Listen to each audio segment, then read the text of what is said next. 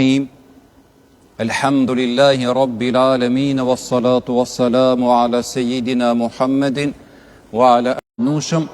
Neve të na mbron nga keqe, të na mbron nga borxhet. Lusim Zotin xhamat që fjala jonë në fundit e dalë prej kësaj bote me u kon duke thonë La ilaha illallah Muhammedun Rasulullah Amin.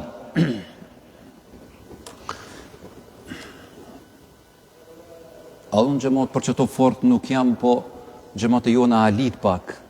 Alit, klimën, edhe po duhet me lishu. Besoni se jeni alit, krejt si xhamat shto.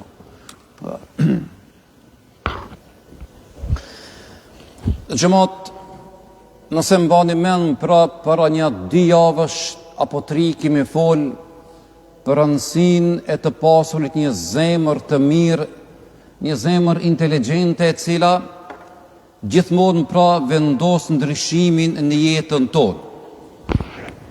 Zakonisht, xhamat, kur besimtari përjeton një sen shumë të mirë, ai thot me të kënaq zemra, nuk thot ai me të kënaq mendja, nuk thot me të kënaq truri apo diçka tjetër.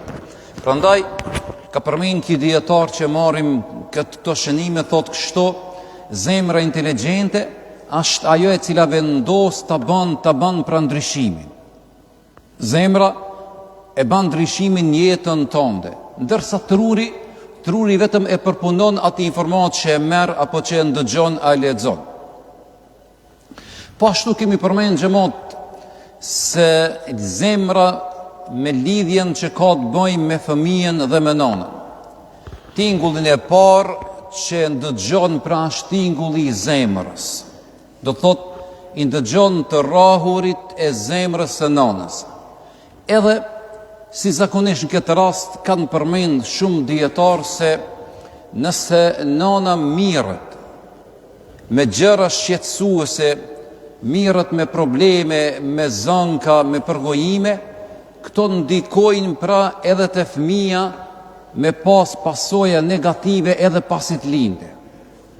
Nëse nana mirët me zanka, mirët me gjëra shqetësuese, kjo ndikon edhe fëmija kur të linde me pas pasoja negative. E nëse një nanë merret pra me gjëra të cilat janë shumë të mira, për shembull me diçka që është e moralshme,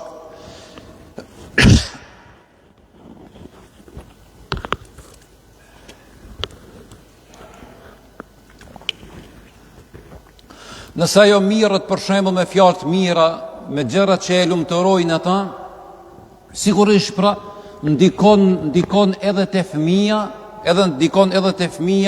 që ai të jetë i qetë, po dhe pasi të lind, masi të vjen këtë dunjo, ai ka me pas, do të thot, gjëra pozitive në jetën e tij.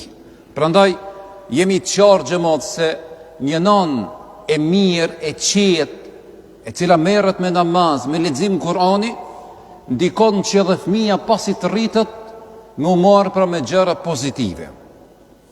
Atëherë, një nga sëmundjet fizike pra të zemrës, pse ndikon pastaj edhe në anën shpirtërore kur njeriu është i sëmur. Do të përmendim disa gjëra që xhamati jonë pra i din këtë rast. Do të thot, një nga sëmundjet fizike të zemrës është edhe sëmundja koronare e zemrës. Në fjalorin tonë xhamat, kjo dihet apo ndëgjohet kur i thuhet se filanit pra ju kishin zonë damart. Kështu po shprehem në fjalorin e xhamatit tonë për me kuptu. Filanit ja kanë qelë pra damart. Kjo ndodh atëherë kur arteriet që furnizojnë zemrën me gjak dhe oksigjen ngushtohen. Arteriet ngushtohen për shkak të kolesterolit në murët e arterieve. Pastaj rezulton me pas pra sulm në zemër. Kemi dëgju pra filani kish pas sulm në zemër, edhe kanë ndërhi mjekët dhe e kanë arrit të shpëtojnë ata. Nisen pra du të përmendi xhamat se është shumë në rregull kur të smundje koronare të zemrës ndërhin pra mjekësia. Kjo është gjithçka në rregull. Por ne duhet të marrim masa preventive për të parandalu E para dhe dyta, në duhet të ndryshojmë pra stilin e jetës sonë. Shumica dërmuese smundjeve janë të lidhura gjithmonë pra me dietën tonë dhe mënyra e jetesës islame. Kjo përshkruhet qartë edhe mirë xhamat nga jeta e pejgamberit tonë alayhi salatu wassalam. Kushdo që don me jetu edhe shëndetshëm xhamat, edhe trupi i tij më koni shëndetshëm, duhet të marrim model për pejgamberin tonë alayhi salam, sepse është një kurs ideal për parandalimin e shumë smundjeve. Pse kjo xhamat? Sepse pejgamberi i Allahut ai pra ka jetu me një bark jo të ngopur gjithmonë, mirë po jo edhe i uritur gjithmonë.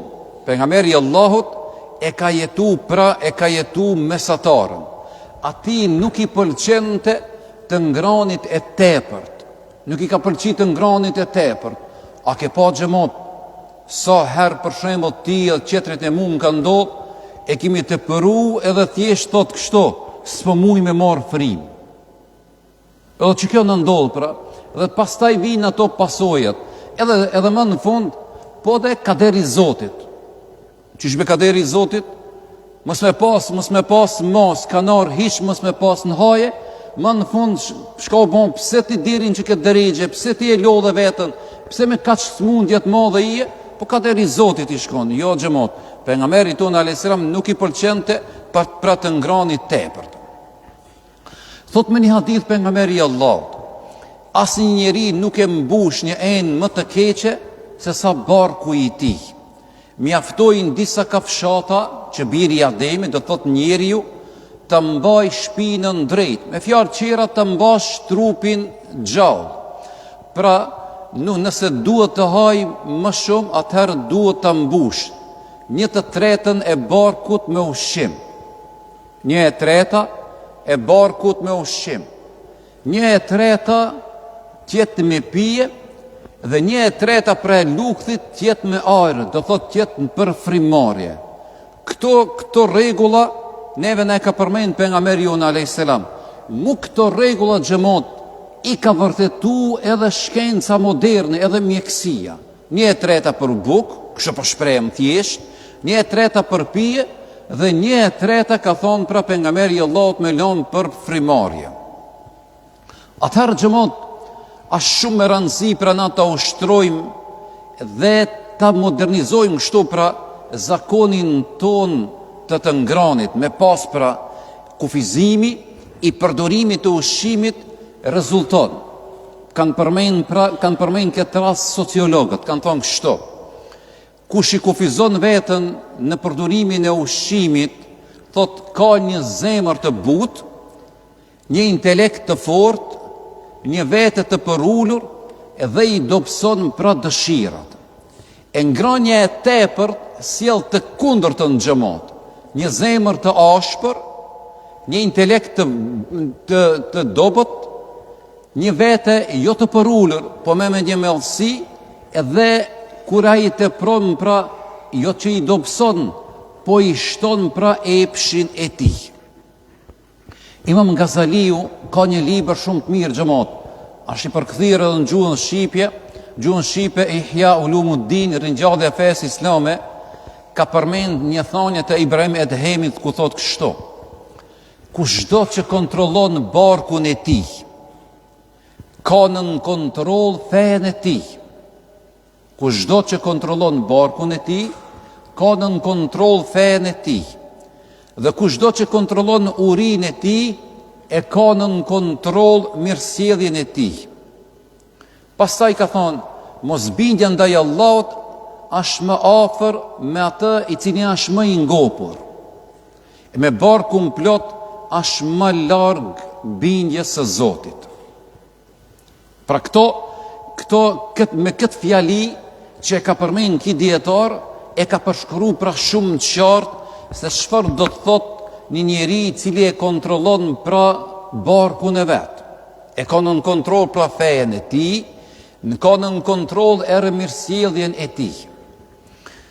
Namazi dhe dhikri xhamat janë dy elemente kyçe të Islamit dhe janë pjesë e një mënyre të të shëndetshme të jetës së tij. Namazi dhe dhikri janë dy elemente shumë me rëndësi për një besimtar për me pas një fizik shumë të shëndetshëm. Ka thonë pejgamberi jon alayhis salam, shpërndajeni dhe tretini ushqimin përmes procesit të përmendjes së Allahut dhe faljes së namazit. Ka thonë shpërndajeni dhe tretini ushqimin përmes procesit të përmendjes së Zotit dhe faljes së namazit.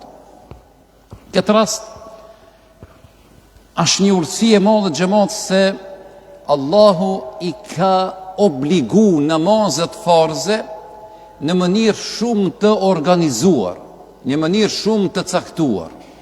Namazi i drekës dhe jacis tradicionalisht xhamat falen pas një vakti ushqimor. Dreka e han drekën edhe e fal namazin. Pas namazit drekës xhamat pason më një rend puna. Njëjtën kohë e kemi edhe namazin e jacis.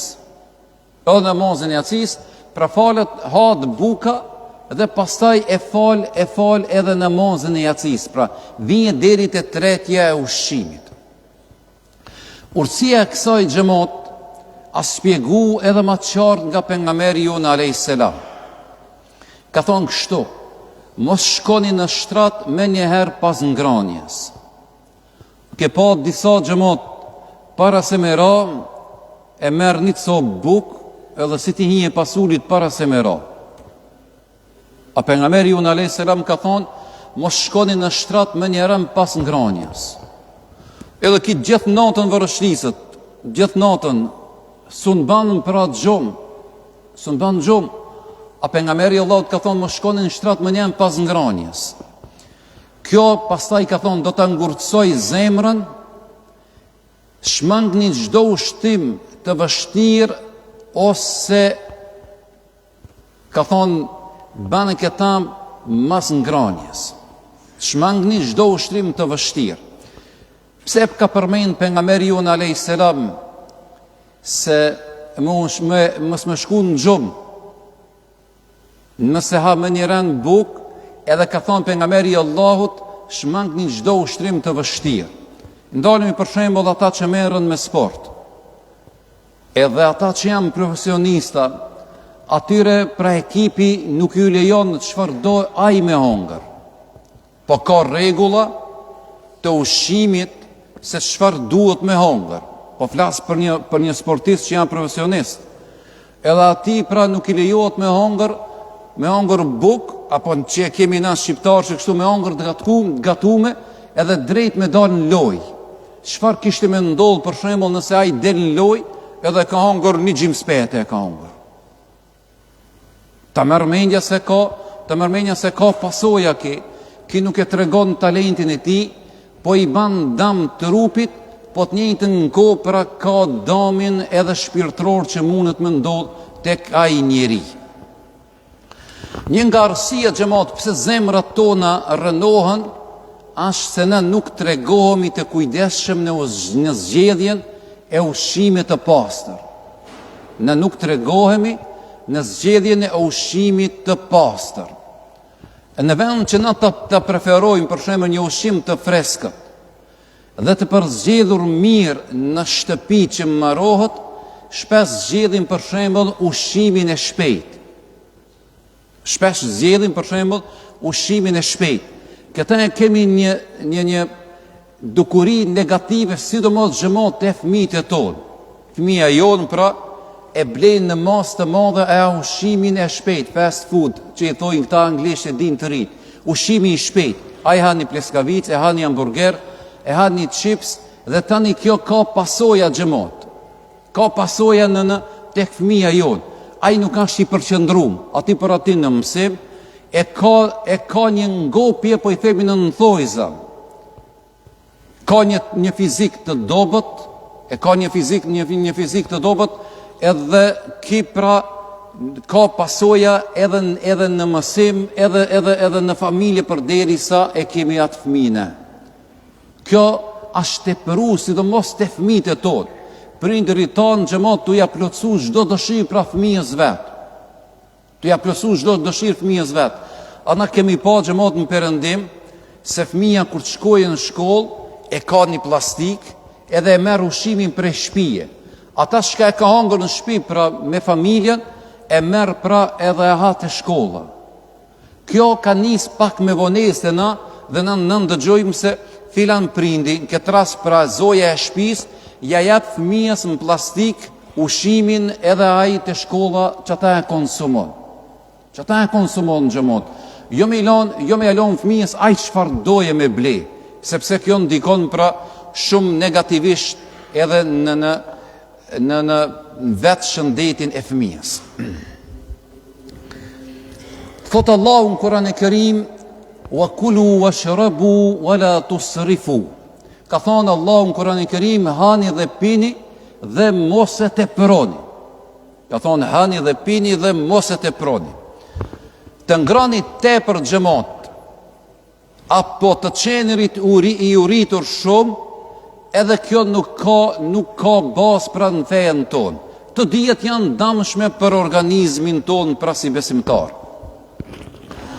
Sipas Islamit xhamat, nuk është e preferueshme përgatitja e më shumë të një lloj ushqimi. Ka për shembull ata të cilët kanë kushte të mira, ata përgatisin më shumë se një lloj ushqimi në sofër, në tavolinën e tyre. Dhe kjo ndikon pastaj negativisht. Kjo ndikon negativisht në keqpërdorimin e ushqimit, kemi masraf xhamat, dhe të njëjtën kohë edhe anëtarët e familjes nuk janë në gjendje cilin ushqim pra me ngran. Është tepru dhe a bon pra masraf. Thot pejgamberi jon alayhi salatu wassalam, nuk është besimtari plot ai i cili është i ngopur, ndërsa kujshia i tij që është afër vete është i uritur. Përderisa hudhët ushqim xhamat tepër, hudhët ushqimi tepër, e ka përu pejgamberi Allahut si shembull, thot nuk e ki imanin e fortë, nuk i besimtari mirë, përderisa ti je i ngopur, ndërsa kujshia jot që e ki afër është i uritur. Edhe ti mundesh me vetë, a mundet me pas dikush që në ditë sotit ka të uritur, pra nuk ka me i dhonë familjes vetë, po ka xhamat. Ka xhamat edhe këta po ta them me plot bindje. Ka të cilët nuk kanë pra mundësinë e tyre me shka mi ushi fëmijët e vet. E na duhet pra të jemi kujdesshëm xhamat, mos ta teprojmë, edhe nëse i kemi kushtet e mira, edhe nëse i kemi kushtet e mira në familjen tonë. Prandaj le të jetë si përfundim e asaj çfarë kemi thonë, se një zemër inteligjente ndikon pra me vendos ndryshimin në jetën tënde.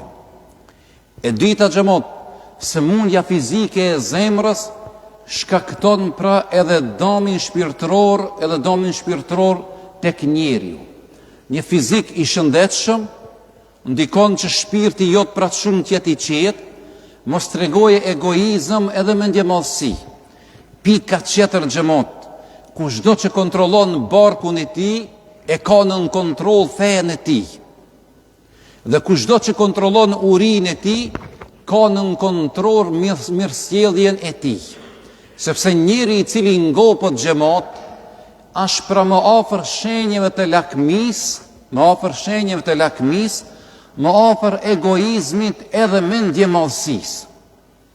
Njeriu i cili tregohet i ngopur, e ka barkun gjithmonë ngopur, ki njeri pra është afër egoizmit, lakmisë edhe mendjemallësisë. Besoj se duhet të jemi shumë kujdesshëm xhamat në ushqimin tonë që e përdorim, po të njëjtën kohë edhe karshi zemrës tonë, të cilën Zoti e ka falë pra tek secili besimtar.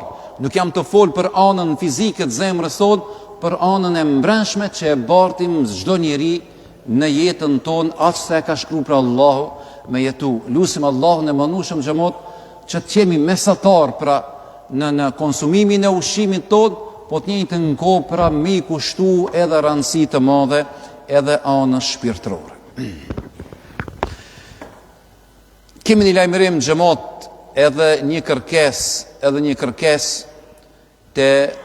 tek ne përgjithësi pra, besa e Selveri të gëzgjevat, ashtë me një operacion shumë të ranë në xhamat, dikun 6 orë operacioni edhe familja e saj ka kërku prej neve, këto ditë e xhuma, me bon doa që Allahu t'ja të letëson asaj edhe të shërohet edhe të kthehet pra të familja vetë inshallah. Lusim Zotin me një shërim shumë të shpejt për mesën e Selveri të gëzgjevat, një grua 27 vjeçare, e cila është me kancer, Allah inshallah e shëroft ata. Kërkesa tjetër ka të bëj me ndihmën për mirëmbajtjen e xhamisë sonë. Javën e kaluar nuk lipëm xhamat me që kishim ditë Bajrami, edhe besoj se xhamati jon është i gatshëm për ta ndihmuar xhamin, për ta ndihmuar për mirëmbajtjen e xhamisë. Ai hadithi pejgamberit ton alayhis salam që din xhamati jon e asnjëherë nuk kanë i bezdishëm, thot pejgamberi alayhis salam, sadakaja nuk e pakson pra pasuri. Sadakaja nuk e pakson pasurit, e inshallah në këta që e japim pra për mirëmbajtjen e xhamisë sonë. Edhe lajmërimi tjetër është pra një lajm shumë i gëzueshëm. Nesër xhamat, nesër pas namazit drekës kemi dua hatme. Do ta marrim pra një manifestim për fëmijët e tonë të cilët kanë bën pra dua. Nesër me namazin e drekës jeni të ftuar si zakonisht krejt. Edhe ata fëmijë që mësojnë këto, ata do të vinë, po dhe prindër. Poshtë këto do t'jenë burrat, e gratë aty do t'jenë pra nalt aty, me ardhmë me prezentu në gëzimin e fëmijëve tonë që e kanë bën pra hatme. Ata do të vinë ora 12. Edhe ata që kanë bën hatme, edhe ata qerë që janë duke mësuar pra këtu në xhami. Ju kam kallëzuar në fëmijëve, po dhe ju e përcjellni pra, e përcjellni të fëmijët e juj, me ardhë ora 12, ata do të presin këtu të obori xhamisë, edhe si zakonisht pra që e kemi bërë tradit xhamat, do të bëjmë një marsh deri të sheshi Beqir Sadiku, edhe do të ndalemi aty para mektebit. Kështu po i thamë fjalorin që xhamati jonë e di një koha konë mekteb, sot është bën shkollë, do të ndalemi aty para mektebit, dhe përsëri do të kthehemi këtu edhe me fëmijët e tonë zbashku edhe me juve, do të bëjmë atë manifestimin e duas pra, për hari gjithë fëmijëve, për hari juve baballarëve, e inshallah na do të vazhdojmë me fëmijët e juaj me punu deri në fundin e jetës sonë. Allahu ju ruaj juve, Allahu i ruaj fëmijët e tonë përgjithësi. Walhamdulillahi rabbil alamin. Al-Fatiha.